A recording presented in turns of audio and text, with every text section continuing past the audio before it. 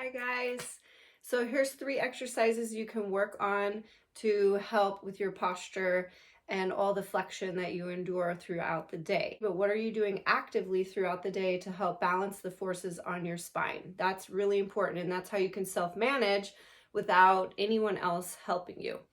So first thing, I want you to check your baseline. I'll run you through how to do that. We're going to check the baseline for the neck, the upper back, and the low back. That way you know where you're starting from and where you need to maybe improve or where you feel pain or discomfort. It's going to give you information so you know how much force to load into your spine. Think of these exercises as mobilization. One person can tolerate more force in their neck and the next person only can tolerate a little bit of force in their neck. So you're going to establish that baseline so you know how to improve upon that and how much force your body can receive at this moment. So the first thing we're going to start with is the neck. You guys can use any chair that you have. I would suggest sitting in the chairs that you do the cleanings with because they have the round part. You can raise that up and maybe use it for the back. Sit nice and tall. So to do that, lean forward and wedge your hips back. That's how you're going to get that nice stacked posture. So check your neck range of motion. Really simple. Make it simple. Just look to the right, look to the left, look up, look down, and pull your chin straight back. Pay attention if you have pain or if you have limited motion in any direction. Just keep it simple. Don't worry about it. When you do your exercises, you're going to start from the neck, go to the upper back, and then work yourself down into the low back. So think force progression. I'm going to show you the least amount of force to the most amount of force. So you're going to have to decide, depending on your baseline, where you're going to start. So the first level is going to be strictly retraction of the cervical spine. If you feel like you're arching and you're moving your whole body, lean back, support yourself. Straight back, you're not going down or up. Imagine there's a dog in front of you that's trying to lick your face. You're going to come straight back. Careful of the shoulders. Try to keep the shoulders back. We're just mobilizing the cervical spine. Come straight back. If that feels uncomfortable, you can take your fingers. This is going to apply more force in that direction, but it gives you a little guide. So you're going to pull that chin back and then give it a little push. You're trying to make, as many chins as you can. Who cares what it looks like? So you can see how that lengthens the back of my neck. As I do that, I'm going to retract. And it kind of reverses the curve here of the forward head motion, also the looking down. So this is oppositional force, which is what you're trying to give your body. We want more. We've done 5 or 10 of these and we want more. We're going to lean back into our chair. You're going to press the chin back, so pull it back on your own. Give it extra force. And then from here, way back here, you're going to tip your chin up. And then you're going to nod the chin back down to the chest and then just release back to center. Other options, if this isn't working for you, you're going to grab on top of your shoulders, pull your elbows down, just like you're giving yourself a little massage. Hold on to those upper traps. You're going to pull your chin straight back and start there. Also use a scarf or your shirt and pull that shirt down low. And here's another way to support the neck if this is uncomfortable to reach. Chin back and then tip all the way back. This is going to give the neck more support if you feel like you want more force. I would start with 10 repetitions of just cervical retraction. 2, pressure on, pressure off. 3, 4, 5. If you need more force, you're going to do here, press. 1, 2, 3, 4, 5. I'm showing you, I'm counting because I want you guys to see how fast you can do this when you're in between patients. So once you learn it and you know how far you're going and how much force your neck should be receiving, you can make it pretty quick. Moving on to the Upper back, the thoracic spine. Check your baseline so you know how you feel. Your upper backs get a lot of flexion. This is going to be a really important one that you're going to do next. Baseline by crossing your arms. Find your flexion. Dig your elbows down into your belly button. And come extension, you're going to place your fingertips on your shoulders. Pull your elbows up and lift your elbows back. Elbows have to go up first and then the arch. You can sit back in the chair, float the elbows up and extend. Lastly, check your rotation. Grasp your fingers in front of your sternum, rotate to the right, see how it feels, rotate to the left, see how it feels. I am speaking generally here. A lot of people have one-sided pain versus the other. There are specific exercises and directions you will go for one-sided pain, but in a quick video, I'm just trying to help you guys with centralized stiffness and pain in the spine. For the upper back, you are going to use your chair that you do the cleanings in. You're going to raise it up and find a height that feels really good to bend. This chair hits me right kind of at the base of the shoulder blades, and it's a pretty good spot for me to bend over. Put your fingertips on the backs of your upper traps. Stay off the spine, maybe get on the skin, fingertips onto each upper trap, and you're going to pull the elbows up. See if you can kind of squeeze your head just gently, just kind of hug it.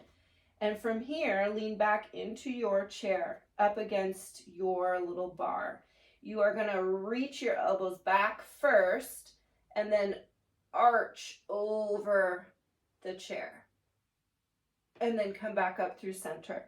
So my fingertips are gently pressing into my upper back as I bend back. The goal is to mobilize the upper spine into extension, and the elbows help get you into that extension. If for some reason you do not like that, you take your hands behind your head, clasp them, pull your elbows out. Now you're going to retract, and then you're going to arch over. Hold on to your head so you can support your neck. Back up through neutral. People have shoulder pain and they don't like this or this hold. If you have shoulder pain, you can drop the arms and you can arch over the top of the chair. If you need to be up higher and your chair doesn't accommodate that, you can sit on a stack of towels or gowns, whatever you have, and that will change the level that you are mobilizing your upper back at. So pressure on, pressure off.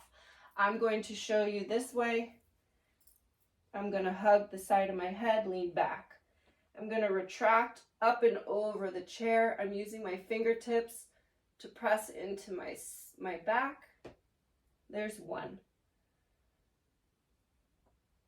2,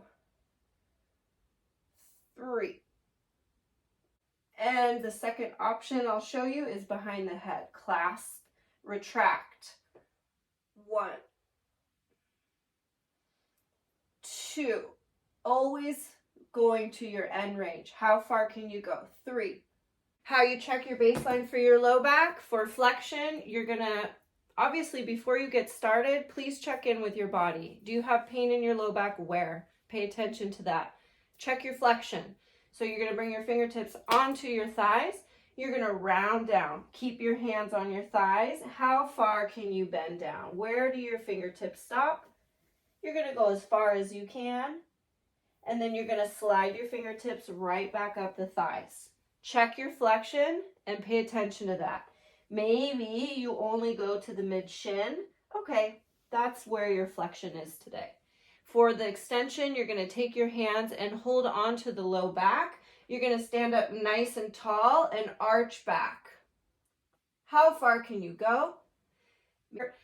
For your side glides, you are going to put your feet hip distance, one hand on your hip, and push your hip to the side.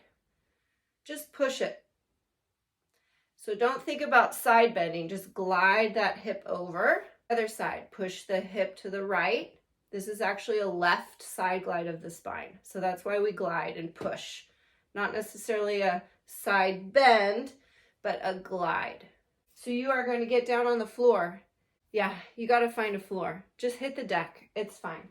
Make sure your Hips are relaxed. You're not squeezing your seat in any way.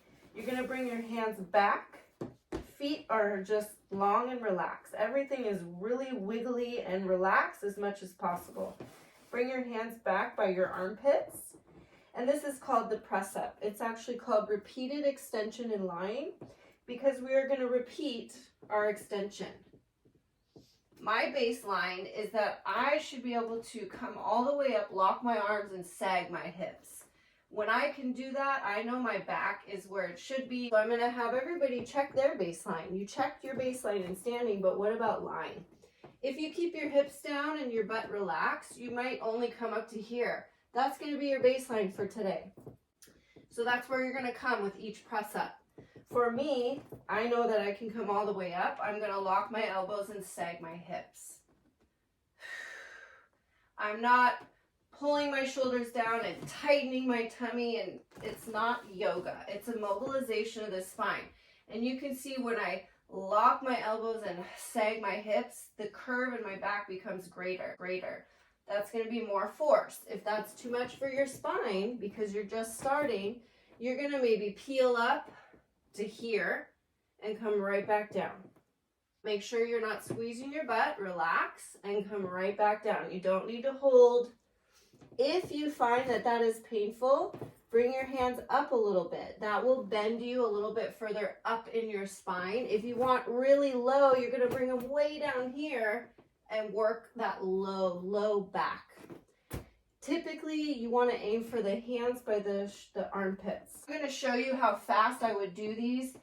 The goal is for you to work up to a quicker 10 reps so that you can do this frequently throughout the day and in between patients. So you're going to start on your tummy. You've established your baseline. You know how far to go, and you're going to do that. You're going to do 10 of these. I'm going to lock and sag. 1, 2, 3. Keep it loose. 4.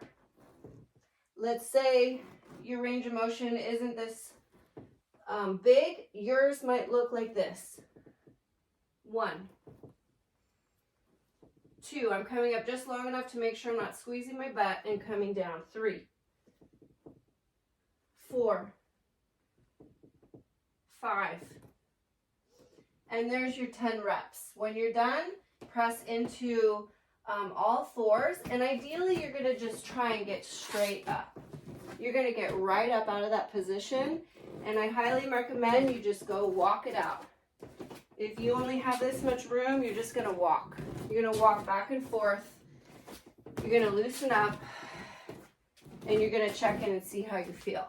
If you'd really like to check your baseline after, you can go ahead and round down.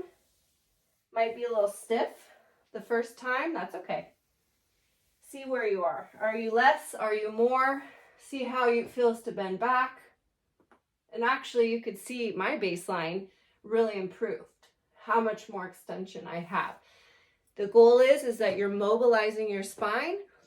You're trying to work towards end range. End range for the neck. End range for the upper back. And end range for the low back. And once you keep your end range balanced, everything attached to it is more symmetrical and more balanced as well. So with all the flexion that you're doing all day long, the goal for your team is a lot of extension. Oppositional force that you're sprinkling in throughout the day. Let's say you don't have time to do all 3, but maybe your neck and your upper back are feeling it. You're going to swing that back around. You're going to bang out 10 necks, 10 upper back, and move on with your life. It should be under a minute. So hopefully this helps you guys. It's a lot of information, but once you learn it and you learn how to implement it into your own body, it can be really, really helpful. And it's a very easy way to treat your own spine. So I hope this helps, and you guys help me a lot, so I appreciate it. Take care.